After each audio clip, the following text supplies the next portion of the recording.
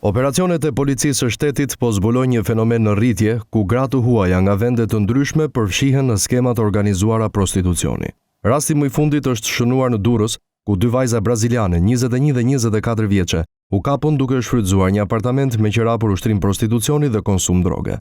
Kur në vend të klientëve te dera mbërritën agentët e policisë, ato refuzuan ta hapnin derën duke detyruar ndërhyrjen e zjarfikses.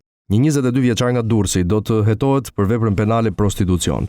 Operacioni u finalizua pas një hetimi disa javor, ndërsa në apartament u gjetën drogë, para dhe karta SIM, që u sekuestruan si prova materiale. Më herët një 23 vjeçare braziliane u arrestua në Shkodër pasi ushtronte të njëjtin aktivitet në një banesë të marrë me qira. Po në Shkodër këtë të njëjtë policia zbuloi një tjetër fole prostitucioni, ku u arrestuan 2 shtetase kineze. Pamjet e shpërndara nga policia tregojnë shuma parash në monedha të ndryshme, nga lek shqiptare te jeni kinez të përdorura për pagesat e shërbimeve. Gjatë muajve të fundit, në kuadër të operacioneve në disa qytete të vendit, janë arrestuar shtetase nga Kina, Brazili, Kolumbia, Venezuela dhe Republika Dominikane për ushtrim ose shfrytëzim prostitucioni.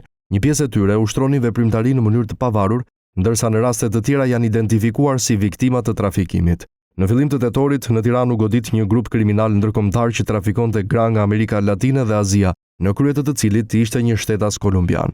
Sipas policisë së shtetit, trafikantët përdornin rrjete sociale dhe kontaktet online për të rekrutuar gra të huaja, të cilat më pas shfrytëzohen në apartamentet e izoluara, duke ndryshuar shpesh vendodhjen për t'i shpëtuar kontrollit policor.